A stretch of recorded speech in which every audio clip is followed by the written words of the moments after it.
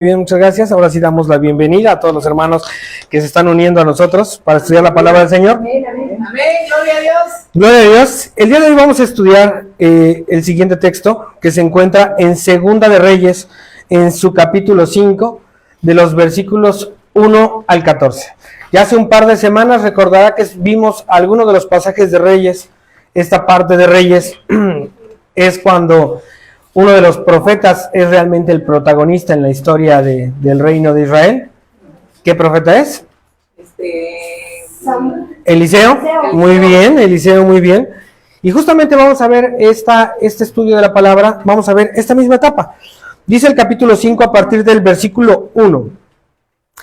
Naamán, general del ejército del rey de Siria, era varón grande delante de su señor, y lo tenía en alta estima, porque por medio de él había dado el Señor salvación a Siria. Era este hombre valeroso en extremo, pero leproso. Y de Siria habían salido bandas armadas y habían llevado cautivo de la tierra de Israel a una muchacha, la cual servía a la mujer de Naamán. Esta dijo a su señora: si rogase mi señor al profeta que está en Samaria, él lo sanaría de su lepra. Entrando Naamán a su señor, le relató diciendo: así y así ha dicho una muchacha que es de la tierra de Israel. Y le dijo el rey de Siria: anda, ve, y yo enviaré cartas al rey de Israel. Salió pues él, llevando consigo 10 talentos de plata, y 6,000 piezas de oro, y 10 mudas de vestido. Tomó también cartas para el rey de Israel que decían así: cuando lleguen a ti estas cartas, sabe por ellas que yo envío a ti mi siervo Naamán, para que lo sanes de su lepra. Luego que el rey de Israel leyó las cartas, rasgó sus vestidos y dijo: ¿soy yo Dios que mate y dé vida para que éste envíe a mí a que sane a un hombre de su lepra? Considerad ahora y ved cómo busca ocasión de mí. Cuando Eliseo, el varón de Dios, oyó que el rey de Israel había rasgado sus vestidos, envió decir al rey: ¿por qué has rasgado tus vestidos? Venga ahora a mí y sabrá que hay profeta en Israel. Y vino Naamán con sus caballos y con su carro y separó las puertas de la casa de Eliseo. Entonces Eliseo le envió un mensajero diciendo: ve y lávate 7 veces en el Jordán, y tu carne se restaurará y serás limpio. Y Naamán se fue enojado, diciendo: he aquí yo decía para mí: saldrá él luego, y estando de pie, invocará el nombre del Señor su Dios, y alzará su mano y tocará el lugar y sanará la lepra. Abana y Farfar, ríos de Damasco, ¿no son mejores que todas las aguas de Israel? Si me lavare en ellos, ¿no seré también limpio? Y se volvió y se fue enojado. Mas sus criados se le acercaron y le hablaron diciendo: Padre mío, si el profeta te mandara alguna gran cosa, ¿no lo harías? ¿Cuánto más diciéndote: lávate y serás limpio? Entonces descendió y se zambulló 7 veces en el Jordán, conforme a la palabra del varón de Dios. Y su carne se volvió como la carne de un niño y quedó limpio. Esa es la palabra que vamos a estudiar el día de hoy. Es un pasaje sumamente hermoso, es un pasaje poderoso, y vamos a ir viendo precisamente todas las consecuencias que esto tendrá hacia el futuro. Como lo comentamos, primero hay que entender el contexto, y el contexto, justamente el rey de Siria que nos va a mencionar la escritura es el rey Ben-Hadad II. Y el rey, lo habíamos mencionado, el rey de Israel, el rey del norte, en esta ocasión lo habíamos mencionado en el estudio de hace 15 días.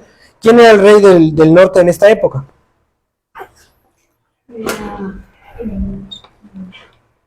¿No se acuerdan?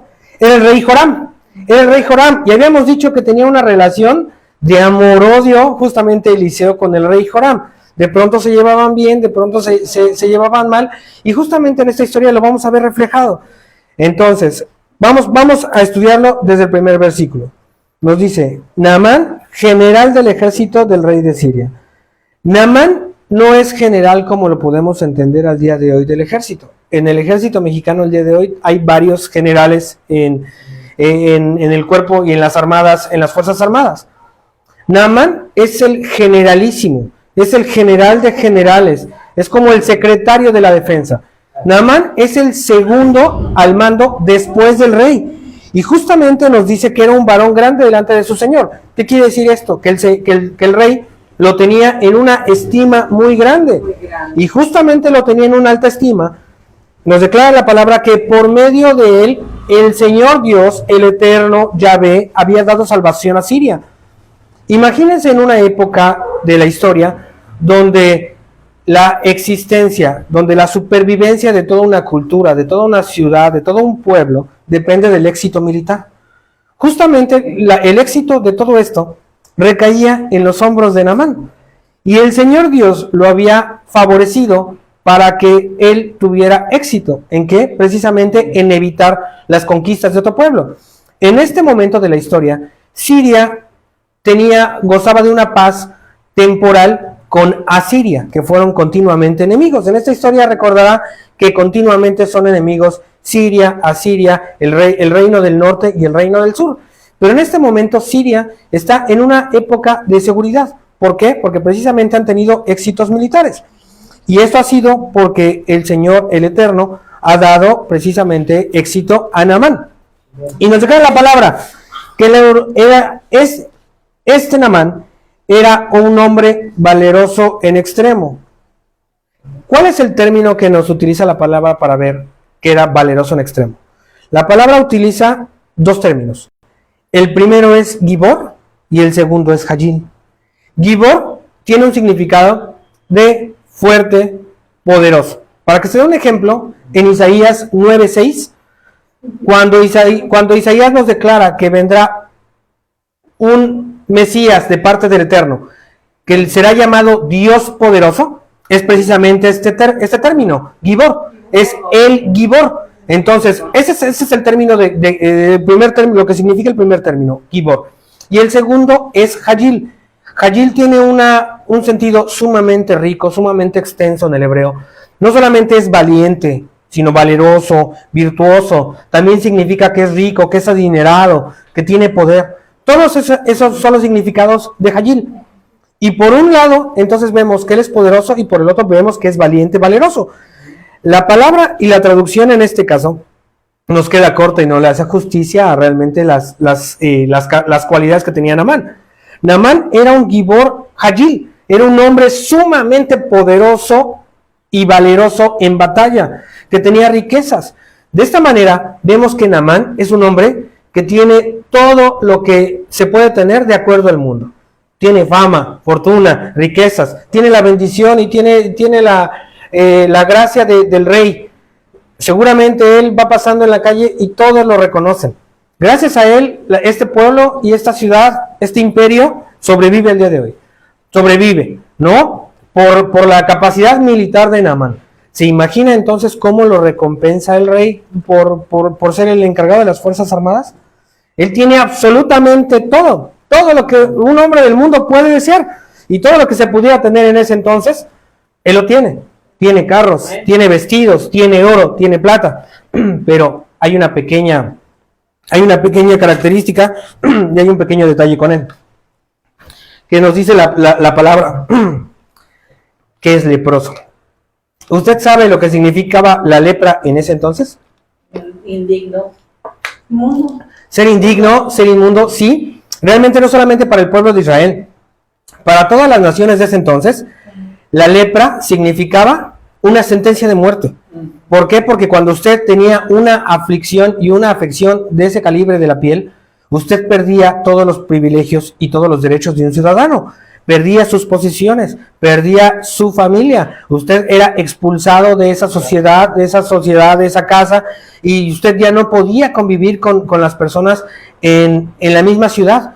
Usted era expulsado. Usted en ese momento solamente tenía la opción de ir vagando o ir entrando en campamentos de leprosos que eran construidos precisamente por ellos. Esta es la preocupación que va a tener Naamán. Entendamos entonces que él era leproso no porque ya estuviera lleno de lepra, sino el rey ya no lo recibiría en su presencia. Él está en una etapa donde la lepra está en sus primeras estaciones. Entonces, a pesar de que él tiene todo lo que puede tener de acuerdo al mundo, hay una preocupación que seguramente invade su cabeza, que es esto, que es sanar esta enfermedad que él tiene, porque si no, de otra manera va a quedar muerto y va a quedar totalmente expulsado de la sociedad. Ahora, Naamán es una persona que él, no conoce aún al Dios verdadero. Él está en una nación idólatra. ¿Y cómo se imaginan que él buscará la alternativa precisamente a esta enfermedad? Primero buscará, a los mejores doctores de la zona, ¿no? De todos los que hay en la región. Seguramente el rey habrá participado para eso. Es su mano derecha, es su hombre fuerte. Entonces seguramente buscarán pues al primero a los mejores médicos de todo el reino, de todo el imperio. Pero si eso no funciona, ¿qué empiezan a buscar? Empiezan a buscar a brujos, ¿no? Chamanes, a falsos profetas, y empiezan a buscar, y uno empieza a buscar en la desesperación quién puede darle la solución. Es en medio de esta situación que viene precisamente el siguiente texto en el versículo 2. Y de Siria habían salido bandas armadas, y habían llevado cautiva de la tierra de Israel a una muchacha, la cual servía a la mujer de Namán. Vamos a encontrar precisamente estas pequeñas diosidencias que van marcando grandes diferencias hacia futuro, y vemos precisamente que las bandas armadas, grupos de forasteros, de merodeadores, de esos que van asaltando en el camino, secuestran a una muchacha, pero más que muchacha el término es damisela, el término es doncella. Entonces ellos secuestran a esta doncella de Israel, y al final vemos que esta doncella, que esta damisela, está precisamente sirviendo en la casa de Naamán. Dicen algunas fuentes antiguas que es precisamente el ejército de Naamán el que la secuestró, pero realmente la palabra aquí nos dice que son bandas de delincuentes, de merodeadores, pero seguramente ellos, en ese contexto, ¿qué es lo que pasaba con la gente que iban secuestrando? Los vendían como esclavos. Entonces justamente esta muchacha, en ese proceso que la secuestran, la separan de una familia completamente israelita, de una educación formal que ella tuvo precisamente en la capital, y termina sirviendo en la casa de Naamán. Amén. Y justamente en el versículo 3 nos dice: esta dijo a su señora: si rogase a mi señor el profeta que está en Samaria, él sanaría su lepra. Él sanaría su lepra. Vamos a ver cómo esta historia tiene algunos pequeños brincos que no nos detalla completamente el resto de la historia. Porque justamente pasamos de cómo de ella fue secuestrada, no sabemos el detalle, cómo termina en casa de Naamán. Ella precisamente hace esta expresión. Dice otra versión que es en la Biblia latinoamericana: y ella dijo a su señora: si mi señor estuviera con el profeta que está en Samaria, entonces él lo curaría de su lepra. Queda un poquito más claro, ¿no? O sea, realmente el deseo, ella está diciendo este deseo en voz alta. O sea, realmente vemos ya esta doncella que en estas alturas de la historia, ella ya siente un cariño precisamente por su familia adoptiva, por los que está sirviendo. Ella ya ha hecho apego. Y justamente en este inter que seguramente imaginamos que en la casa de Naamán está esta preocupación, y ya fuimos con tal brujo, y ya fuimos con tal doctor, y no se cura esta situación, y no se arregla. Ella es cuando escucha esto y dice: pues ven a su mente algunos recuerdos de un varón profeta de Dios que está en Samaria. ¿Y este profeta quién es? Eliseo. Es Eliseo. Es Eliseo el que estamos hablando. Y ella no se da cuenta de todo lo que va a desencadenar absolutamente ese comentario. Porque vemos en el versículo 4: entrando Naamán a su señor, le relató diciendo. ¿Cuál es el señor de Naamán entonces? El rey. O sea, vemos como de una pequeña expresión de la doncella israelita, que ella se lo dice a la señora, ya vemos que Naamán se lo está diciendo al rey. O sea, dimos ese brinco. Entonces, precisamente el autor bíblico nos deja a nuestra imaginación pues todo eso que va pasando. ¿Qué es lo que habrá pasado? Obviamente la doncella lo dice en voz alta a la mujer va y se lo dice a Naamán, lo discuten entre ellos, y Naamán lo vemos ya acto seguido que va precisamente con el rey y le dice: mira, así y así ha dicho una muchacha que es de la tierra de Israel. O sea, en resumidas cuentas le dice: mira, ella dijo que hay un gran profeta en Samaria y que él me puede curar. Entonces precisamente el rey le contesta: anda, ve, y yo enviaré cartas al rey. Naamán en este momento, como hemos comentado, no vemos todo lo que está sucediendo atrás, pero creo que es claro el entendimiento para nosotros. Sale pues llevando consigo 10 talentos de plata, 6,000 piezas de oro y 10 mudas de vestidos. Naamán sale con toda esta cantidad de riquezas y sale con las cartas del rey. Claramente hubo una preparación para esta comitiva, ¿no? Para preparar todo esto que estamos hablando. ¿Usted sabe cuántos son los 10 talentos de plata? Las equivalencias bíblicas nos dicen que son 330 kilogramos de plata. O sea que no alcanzamos a imaginar el volumen que eso significa. Para cargar 330 kilos de plata, pues no lo subió en una carroza, no lo subió en un caballo, claramente. Él tiene una comitiva completa. de servidores que llevan absolutamente todo esto. Llevan 330 kilos de plata y el equivalente en oro son 66 kilos. ¿Cuál es el tema con Amán? ¿Por qué él agarra y carga esas riquezas y dice, pues vamos a ver al profeta, y se carga con absolutamente todo ese bagaje? ¿Por qué cree usted? Se lo va a dar. Bueno, se lo va a dar, pero ¿qué le da a entender a Naamán que se lo tiene que dar a Eliseo? Porque a los doctores les paga. A los doctores les paga y a él también le tiene que pagar, amén, pero Elías no es un médico. Y la palabra nos dice directamente que es un profeta. Sí. Naamán está acostumbrado a tratar con los falsos profetas, con los profetas de Baal, con esos profetas que tú tienes que pagar de entrada si tú quieres que hagan algún tipo de ritual. Naamán va pensando que Eliseo precisamente se parece a ellos. Al día de hoy esto no nos sorprende y sabemos que hay, por ejemplo, iglesias donde usted, si quiere algún servicio por parte del cuerpo religioso, tiene que primero dar el dinerito, ¿no? Si no hay. O sea, usted quiere bautizo, quiere confirmación, dinerito, ¿no? Adelante, hermano. Amén. O a veces le invitan al siervo a predicar a una iglesia y le preparan su ofrenda. Amén, de entrada.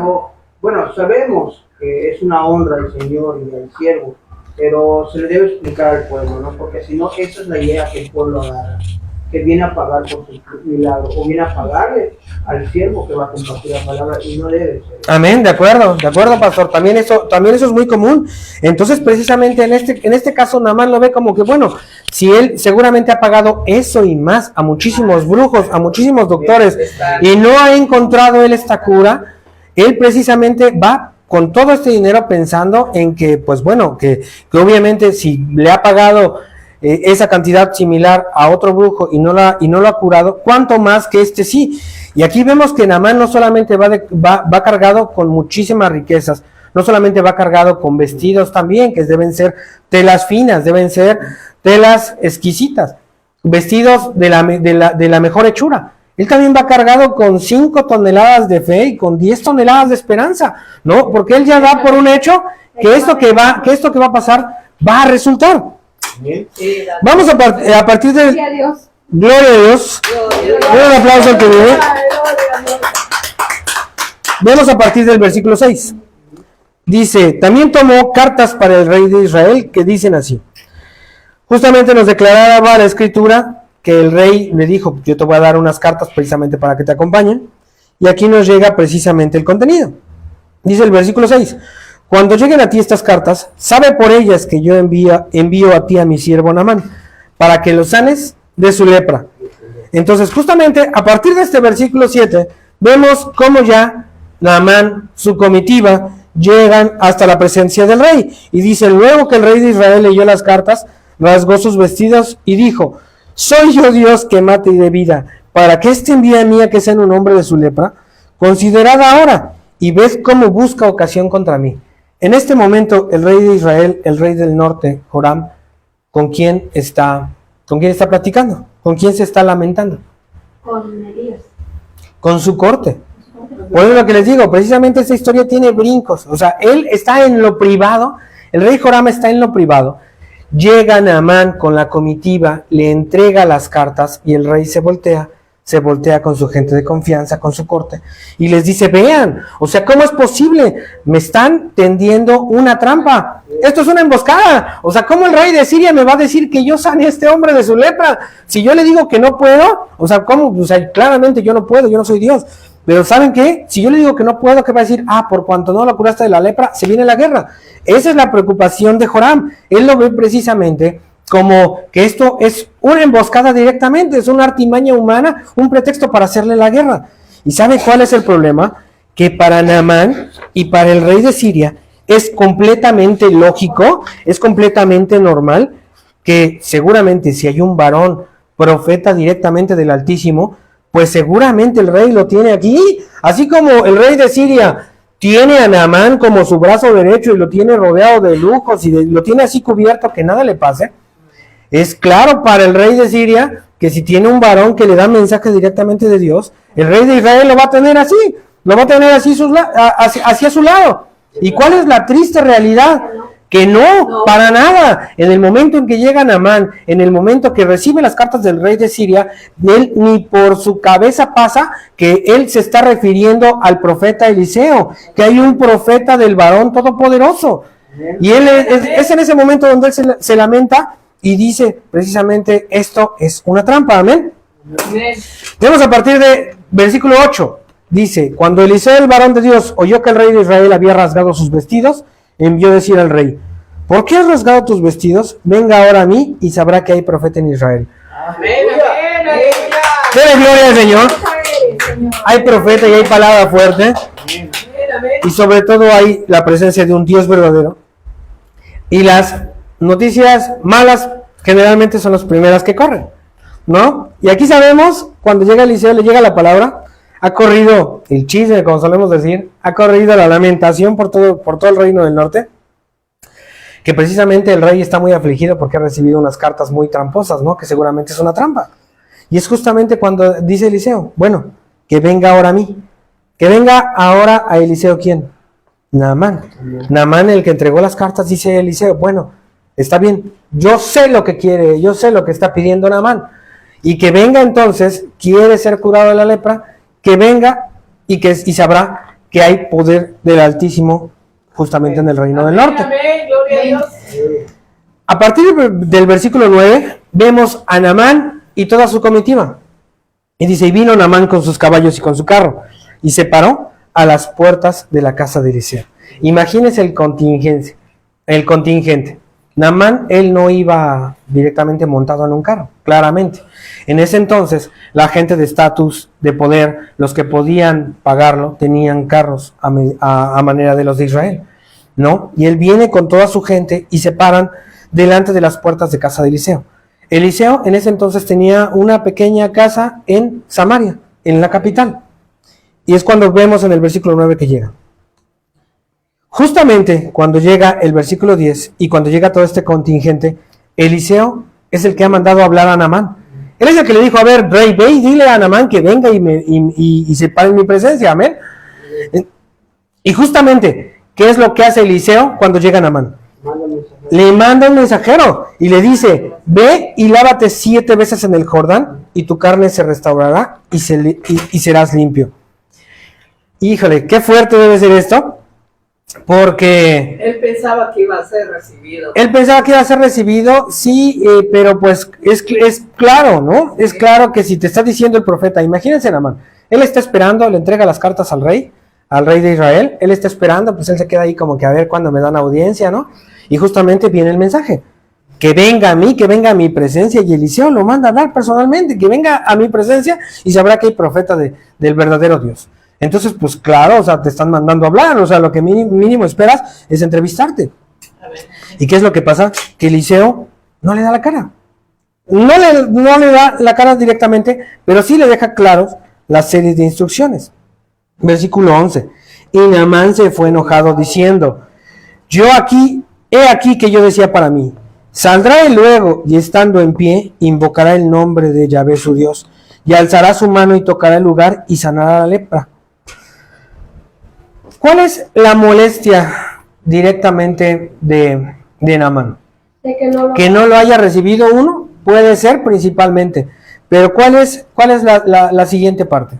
que no le haya dado la importancia que se merece. Que no le haya dado la importancia que se merece. No, aquí no lo declara, dice, es que él saldrá e invocará y alzará su mano. Imagina a Naamán, viene desde Siria, viene desde Aram, y él ya viene con, como lo dijimos, con sus 5 toneladas de fe y con sus 10 toneladas de esperanza. Y él está acostumbrado a los falsos profetas de Baal, a los falsos profetas de otras religiones. Naamán ya viene pensando y viene idealizando cómo será ese momento en que él esté ante la presencia del profeta. Y vean cuál es su molestia, dice, y él saldrá y invocará el nombre de su Dios y entonces pondrá la mano. Naamán ha idealizado, él ha pensado cómo va a ser ese encuentro con el profeta basándose en sus experiencias anteriores. ¿Y qué es lo que pasa? Que eso no sucede. Le mandan simplemente, ¿sabes qué? Le mandan al mensajero, no se entrevista. Entonces, ese es uno, que ahí su concepción y sus esperanzas de lo que él tenía y de lo que él de lo que pensaba que iba a suceder, colapsan y truenan. yo tengo un problema enorme en mi vida y bueno, más cuando lo tenía precisamente en mi anterior trabajo. Cuando yo tenía una cita con alguien importante en el corporativo, con un director general, con alguien así, yo solía precisamente pensar todos estos posibles escenarios, las posibles preguntas, y de verdad no dormía pensando en, sí, me imaginaba, no, y él va a llegar y yo le voy a decir, ¿qué tal? Muy buenos días, ¿no? Y cosas así, y uno super idealiza, y hermanos, ¿cuánto de esto que yo me imaginaba creen que pasaba en realidad? Nada. Absolutamente nada, pero mientras tanto yo había pasado la noche en vela, llegaba súper mal, y al contrario, ¿no? Llegaba desvelado, llegaba en vivo, como dicen, y la verdad es que nada de eso pasaba. Esto ha pasado con Amán desde que sale de Aram, desde que sale de Siria. Viene idealizando cómo va a ser su proceso.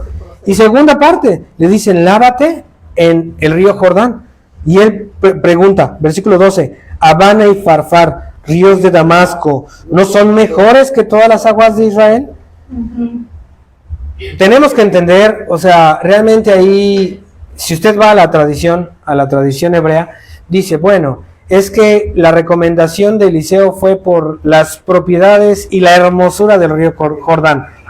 Si usted lee las escrituras, encontrará, o más bien si lee usted otros estudios y lee los comentarios, encontrará que el Jordán es lo opuesto a esta idealización del pueblo hebreo. Es un río fangoso, pequeño, ¿no? Sucio, aquí nos dice precisamente. Y él justamente aquí compara. Abana y Farfar son mejores. Yo cuando estaba viendo esta palabra pensaba, imagínese que usted va al doctor aquí en la ciudad. Le empieza una afección de esos que de la piel, ¿no? Que suelen recomendar. Y el doctor le dice, bueno, tu receta es que tienes que ir a bañarte al mar. Hasta ahí todo bien. Pero le dice, ¿pero tiene que ir al mar? A Playa del Niño.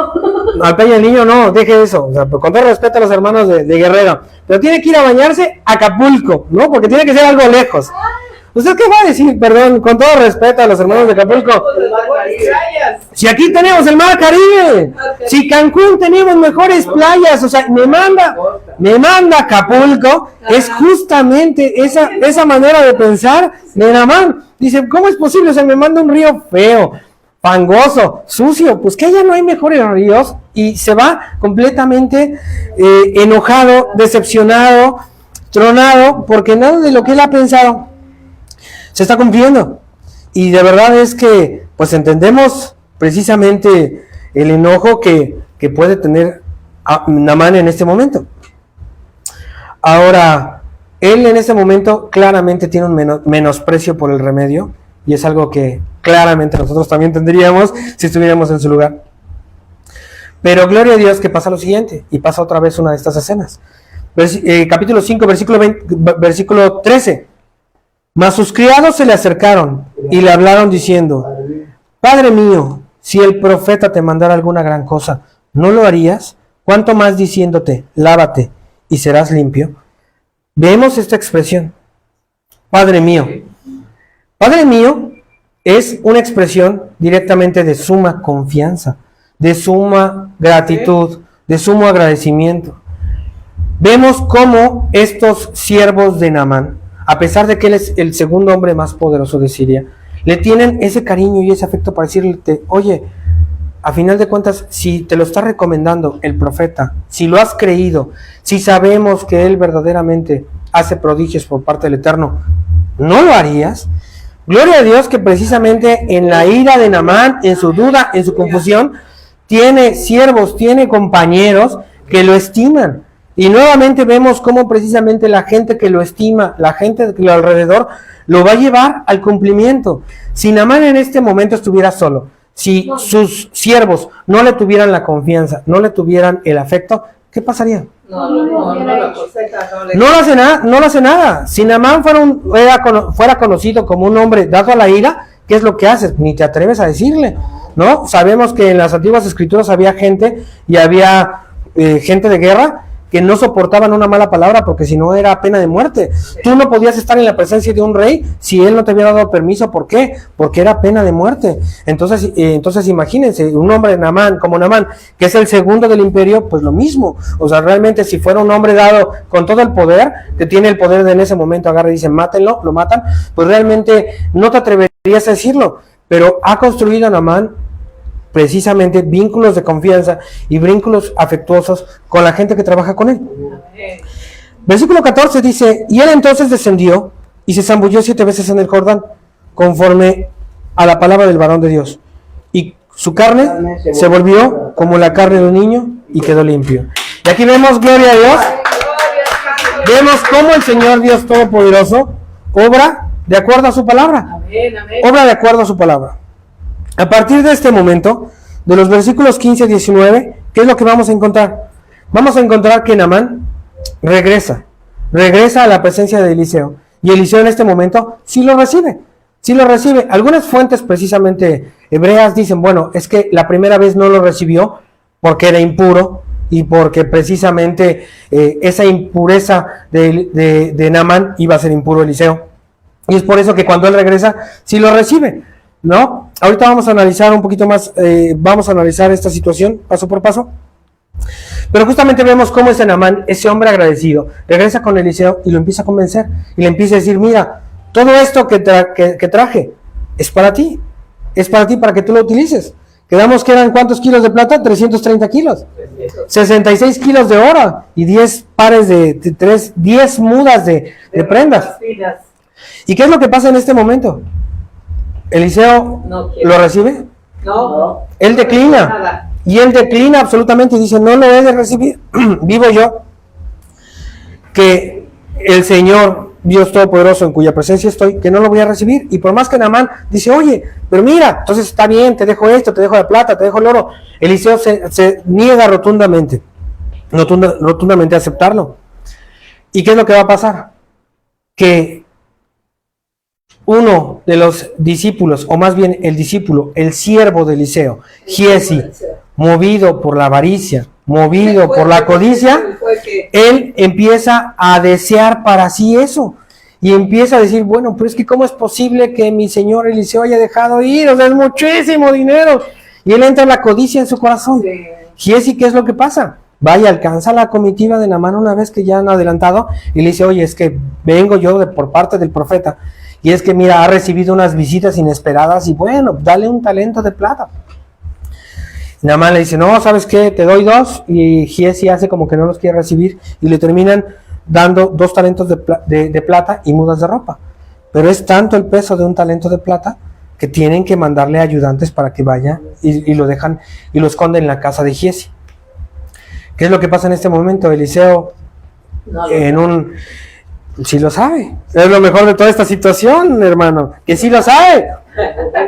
Tiene una relación tan hermosa y tan buena con el Señor Dios Todopoderoso que a Eliseo no le queda oculto. Y justamente se lo dice en la palabra. Le dice, yo estaba contigo cuando tú fuiste y lo alcanzaste, cuando tú recibiste eso que no, yo claramente dije que no recibiríamos. ¿Y qué es lo que pasa? Como castigo por esa afrenta, por esa codicia, por esa avaricia, la lepra de Naamán termina a Giesi y a sus hijos que lo ayudaron y que lo acompañaron. Al final de la historia tenemos 2 varones enfermos. Tenemos un varón extranjero, sirio, que está enfermo y recibe la sanidad.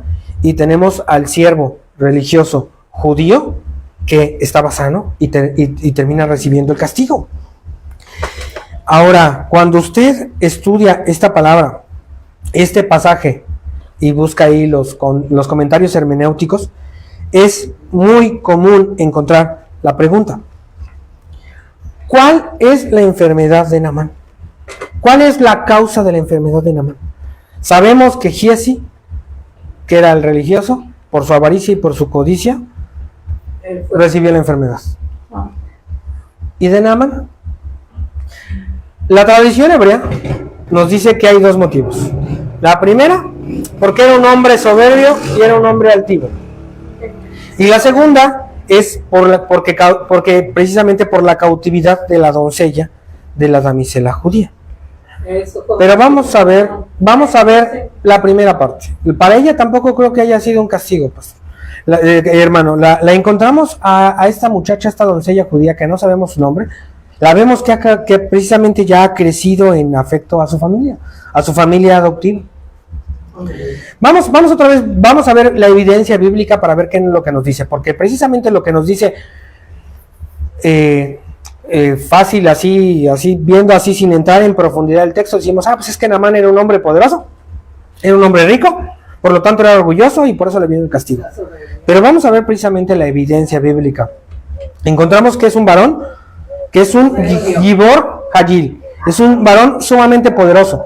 Solamente hay 5 personas en todo el texto bíblico que utilizan este texto, esta expresión. El primero es Gedeón, el segundo es David, el tercero es Jeroboam, el primer rey del reino de Israel.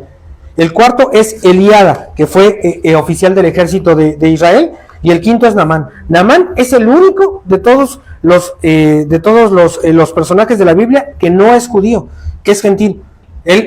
Son 5 veces que la palabra nos dice este término, Gibor Hagil. Segundo, nos declara la palabra que estos éxitos que ha tenido Naamán ha sido por parte del favor de ¿quién? De Dios, de nuestro Dios, del Eterno y del Altísimo. El Eterno hubiera bendecido, hubiera prosperado a un hombre soberbio y altivo? No. Seguramente no. Segundo, encontramos a esta damisela, a esta doncella judía que ha creado ya, a pesar de que estas bandas de merodeadores la han tomado y la han secuestrado, se la han separado de su familia, la encontramos que le desea incluso al bien a su familia. Ella ha crecido en afecto, crecido en cariño, y precisamente ella desea el bien para Naamán.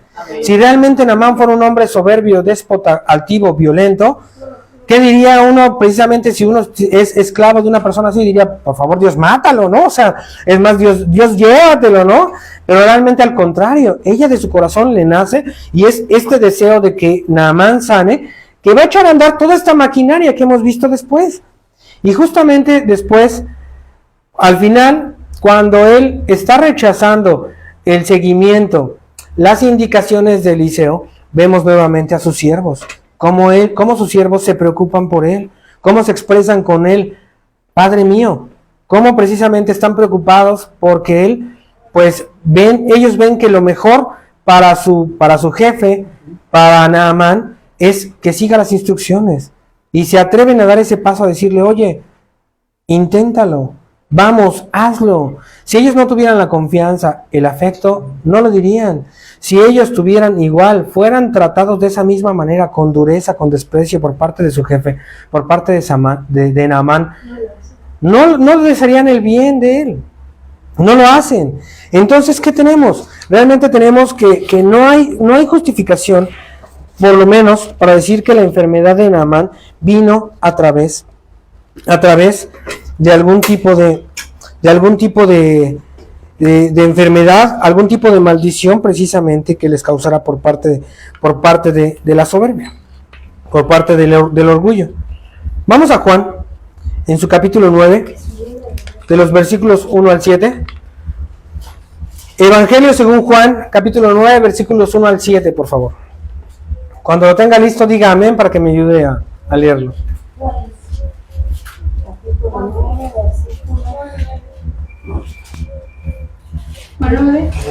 9 del 1 al 7.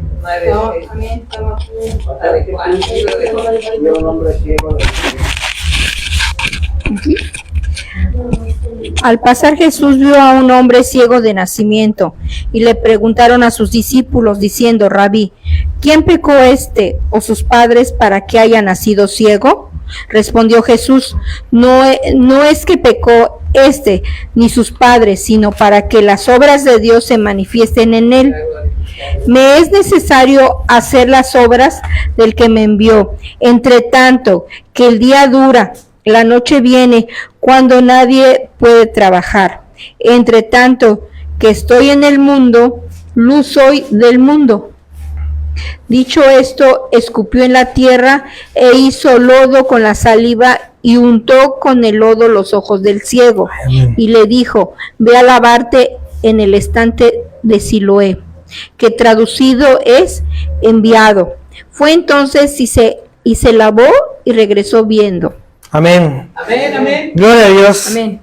¿De quién fue el pecado entonces en el caso del ciego que está viendo Jesús, hermanos? De nadie. De nadie. Precisamente era una enfermedad y era una situación que estaba puesta para la gloria y la honra de Dios.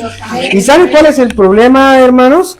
Que muchas veces nosotros actuamos precisamente como los discípulos de Jesús y preguntamos, y Señor, ¿y quién es el que pecó? ¿Qué pecado es el que habrá cometido? Y de verdad que estamos como iglesia y como cuerpo de Cristo muchas veces en cacería de brujas murmurando contra el hermano, ¿no? Y estamos pensando, híjole, es que a mí se me hace que era soberbio y que era irritable, o a mí se me hace, híjole, yo le veo como que su debilidad oculta eran las mujeres, ¿no? O sea, y de verdad estamos buscando 1002 cosas que no tenían absolutamente nada que ver, que realmente es una situación que claramente el Señor Dios va a poner en nuestras vidas para su gloria y para su honra.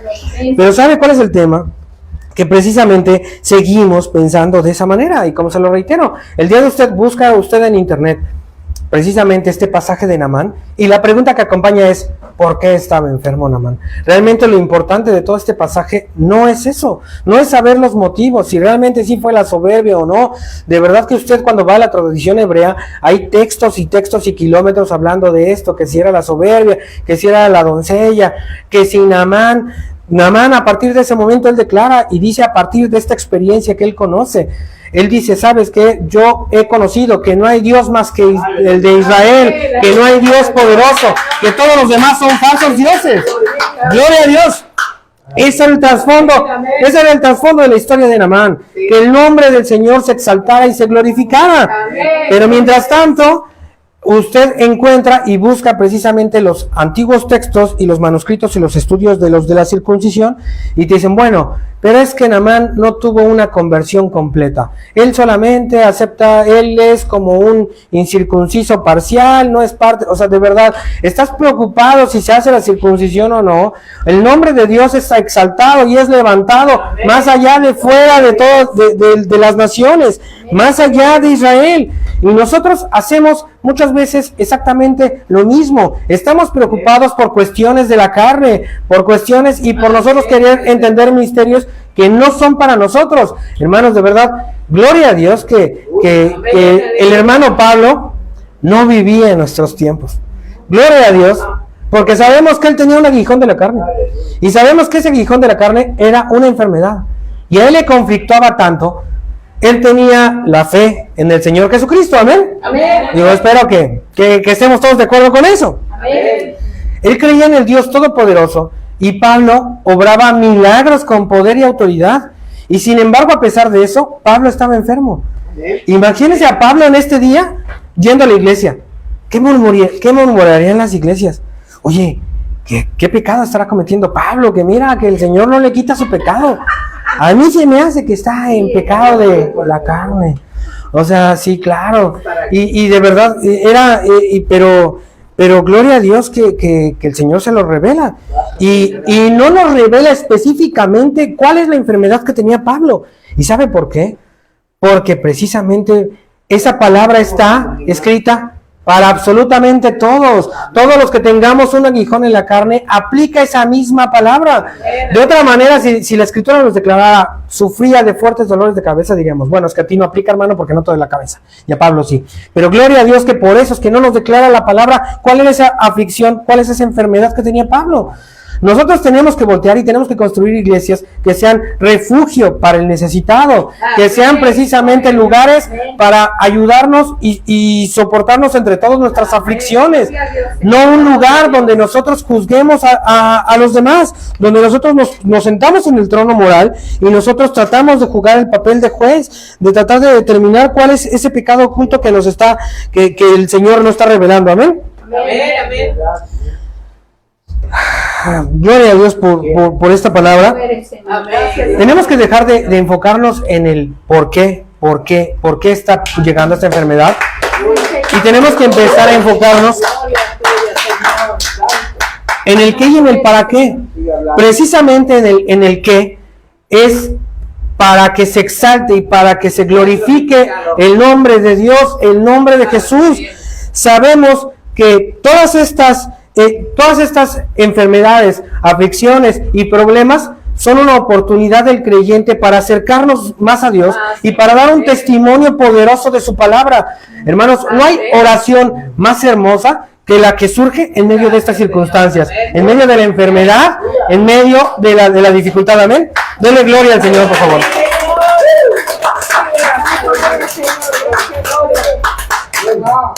No hay oración más hermosa para el Señor cuando llegue esta palabra. Poco tiempo antes de nosotros de venir a Cancún, nos pasó una situación pues bastante significativa. Nosotros nos deshicimos de muchísimas cosas en el transcurso. Nos encantó el llamado de Eliseo, ¿no? Justamente estábamos viendo el llamado de Eliseo, cómo él agarra, toma la yunta y corta los bueyes y hace madera el yugo. Cómo todo eso lo presenta en ofrenda para el Señor, a sus vecinos y todo. Y nosotros regalamos gran cantidad de nuestras cosas precisamente porque no íbamos a poder venir. Nosotros dijimos, pues vamos precisamente a romper la yunta, ¿no? Y nosotros precisamente muchísimas de las cosas que teníamos las dejamos para empezar a compactarnos, empezar a prepararnos para venir hacia acá. Estamos hablando de noviembre, diciembre más o menos. Nosotros ya teníamos en nuestro corazón el venir para acá. Y justamente en medio de ese proceso que nosotros estábamos ya con la convicción de venir, pasa una situación, que es que Alison se nos enfermó, ¿no? Se nos enfermó y se nos enfermó de una manera que no se había enfermado antes. Tenía unos dolores de estómago tales que realmente lloraba y se retorcía. Y ahí entra ese momento de decir, Señor, estamos deshaciéndonos de todo lo material para ir a perseguir tu propósito. Estamos precisamente con la convicción de ir a predicar tu palabra, Señor. ¿Y qué está pasando? Y nos dolíamos y nos preocupábamos. Fuimos a una parte al primer doctor y la medicina no hacía efecto. Fuimos al segundo y tampoco. Y era una desesperación y era una frustración ver a Alison precisamente en esa situación, en esa dinámica, ¿no? Yo creo que solamente yo creo que a uno como padre le duele más ver a un hijo así. Alison se estaba tirada en el piso, retorciéndose de los dolores y la verdad es que nos dolía muchísimo. Y la primera pregunta y la primera reacción uno como ser humano es preguntar, Señor, ¿por qué? O sea, ¿por qué si estamos en el camino? ¿Por qué está pasando todo esto? En medio de todo esto, llegó un momento donde entendimos que realmente y entendí yo en lo personal, que no era seguir preguntando el por qué. Entonces, justamente, llegó un momento donde me acosté con Alison, empezamos a poner alabanzas y empezamos a cantarlas, ¿no? Y es, de acuerdo al mundo, todo lo contrario que uno haría, ¿no? De acuerdo todo lo que uno haría y la verdad es que tuvimos un tiempo muy hermoso, ¿no? De que estábamos ella y yo cantando las alabanzas, cantándole al Señor. Y gloria a Dios que realmente eso fue algo pasajero. Y pues claramente el día de hoy sigue con nosotros, ¿no? Amén. Pero justamente, gloria a Dios por su vida. La verdad es que yo pensaba sinceramente, hermanos, cuando nosotros estando completos, estando bien, teniéndolo absolutamente todo, estando como Naamán, teniendo todo lo que es del mundo, ¿cuándo volteamos y damos las gracias al Señor? ¿Y cuándo nos acordamos de Él? ¿No? Y a pesar de que es la situación más fácil, es el momento más fácil dar gloria a Dios cuando uno lo tiene todo, cuando tiene comida en el refrigerador y cuando tiene salud y tiene la familia. Pero es justamente en estos tiempos de oscuridad cuando es la parte más difícil de alabar a Dios y es cuando nosotros, que somos los de la fe y no los de la carne, tenemos que buscarlo más. Amén. Amén, gloria a Dios. Santo eres, Señor. Ahora la gloria para ti. Amén. Ahora, hermanos, yo les hago una pregunta. ¿Nos hemos de quedar con la interpretación de la carne? ¿Con la interpretación de la circuncisión? Yo creo que no. Yo creo que no, porque claramente por eso estamos aquí. Si nos quedáramos precisamente con la revelación que tienen los de la carne, pues claramente no seríamos seguidores de Jesús. Amén. Amén. Vamos a Lucas, en su capítulo 4, en sus versículos 24 al 30. Y vamos a estudiar el por qué y cuál es la importancia sobre todo, más allá de la carne, la importancia física, la importancia espiritual que tiene el pasaje de Naamán. Y esto nos lo va a declarar. Lucas 4, versículos 24 al 30, por favor. Si alguien lo tiene, diga amén para que me ayude a leerlo. 4:30. Amén. Amén. Y añadió, Un segundo, le vamos a poner el micro para que se escuche también la transmisión. Gracias, hermano. Bueno. ¿cómo se prende? Bueno, Ya se bueno, entendió. ya. Bueno, dice, y añadió, de cierto os digo, que ningún profeta es acepto en su propia tierra.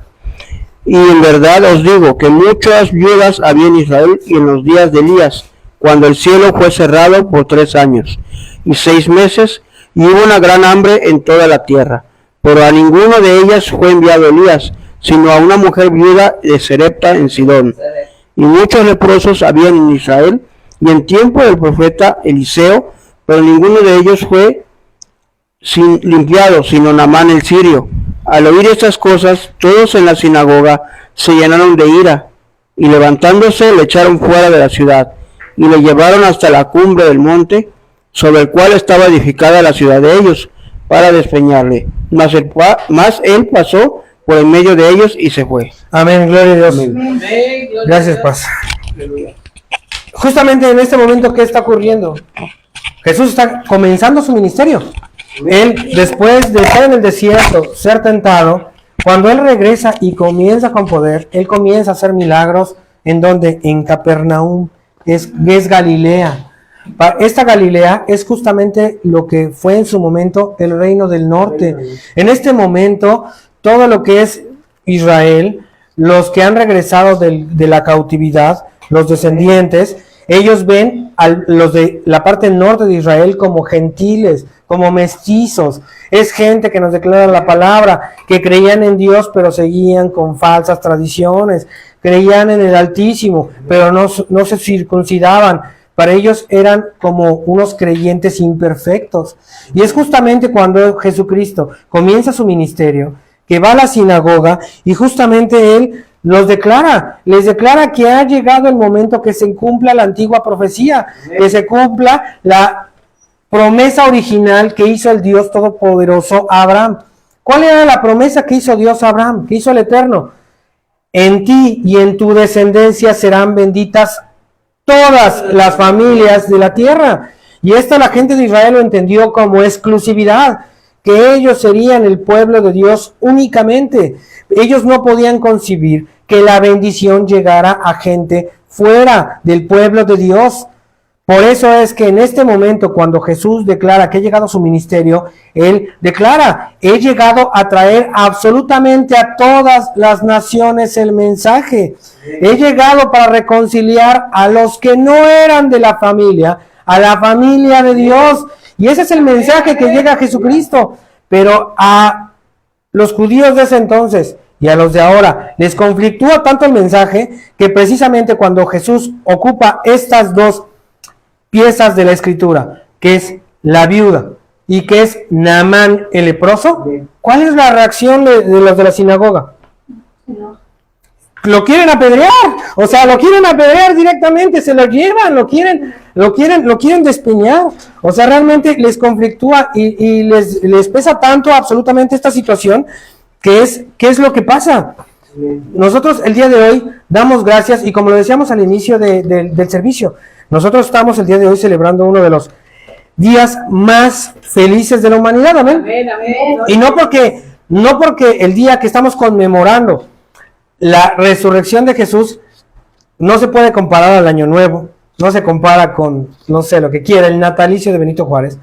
Realmente son los días más importantes de la humanidad, son el día que conmemoramos el nacimiento de Jesús, Amén. la muerte de Jesús y la resurrección. Amén, amén. Amén. Gloria a Dios. Vamos a darle un aplauso al que vive, por favor. Aleluya, gloria a Dios. Es ese mensaje de la reconciliación, el mensaje central y el mensaje inicial de Naamán.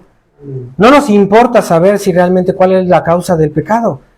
La historia de Naamán estaba creada para que precisamente sirviera de ejemplo de cómo el Señor bendice a los que no son pueblo, bendice a los que no estaban en su presencia. Nosotros estamos llamados a hacer misericordia y a llamar no a los que ya están en Cristo, es por aquellos que están en el mundo, por aquellos que están enfermos, pero no solamente enfermos físicamente, sino espiritualmente. El mensaje de la cruz y el mensaje de Jesús es para sanidad al cuerpo, hermanos. ¿No? Al alma. Es por sanidad espiritual. El cuerpo nada es. Jesucristo vino, murió por usted, murió por mí y ha hecho toda la obra, su muerte vicaria, para darnos vida eterna, para sanarnos espiritualmente, para sanarnos del pecado, para reconciliarnos con el Padre. Ese es el verdadero enfoque que tiene la enseñanza de Jesús.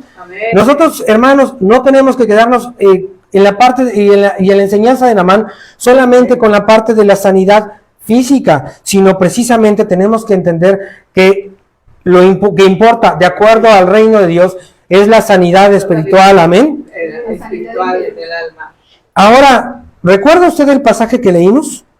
El pasaje anterior, cuando vienen los ciegos y que los discípulos preguntan, ¿quién es el que pecó? Jesucristo, ¿qué le manda a ese ciego? Que se vaya a lavar al río. Que se vaya a limpiar. Ah, gloria a Dios, hermana, usted sí está poniendo atención.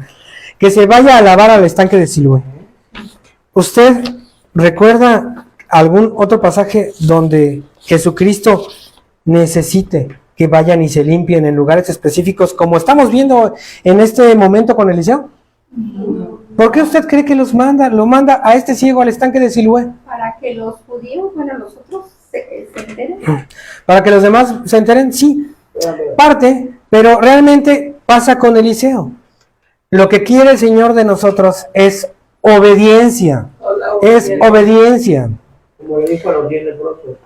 Como les dijo a los 10 leprosos. Luego nada más regresó uno. Y no eran 10. Amén. Justamente, pastor. Tenían que ir porque no ni les puso manos, ni los ellos.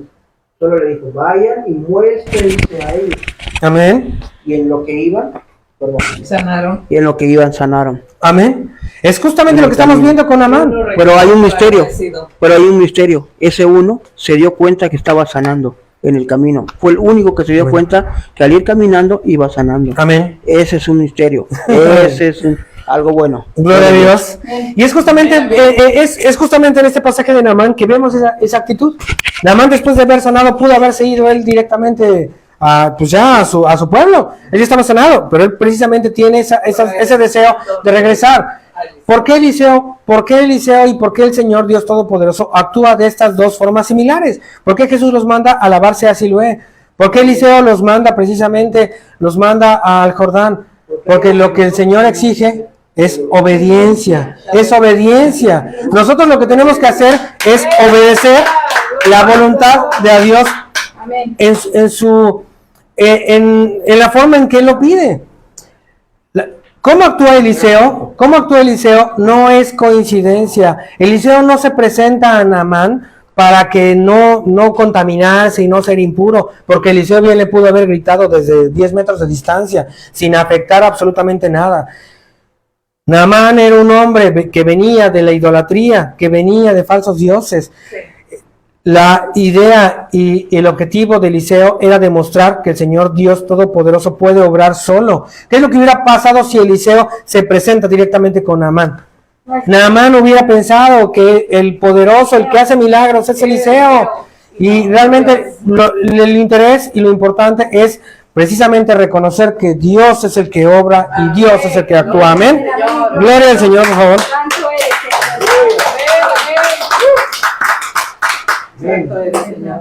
Viendo más allá más allá de la carne, viendo esta historia espiritual, todos tenemos que entender que todos somos Naamán. Todos somos Naamán. Todos estamos enfermos espiritualmente. Es solo por la gracia de la sangre del Cordero que nosotros precisamente tendremos la restauración de nuestros cuerpos cuando se establezca su reino en la tierra. Amén. Nosotros, gracias al sacrificio de Jesús, hemos sido llamados a ser coherederos y de verdad que grande es Dios, que nada de lo que podemos tener, nada de lo que pudiéramos tener en esta vida nos hubiera podido servir para dar rescate por nuestras almas. Y estamos justamente igual que Naamán. Naamán podría tener todo el dinero del mundo, pero en su momento él no hubiera podido curar la lepra por medios humanos. Nosotros podemos tener toda la fama, toda la honra de hombres, todo el dinero del mundo, pero no hay nada que podamos ofrecer por nuestra alma, amén.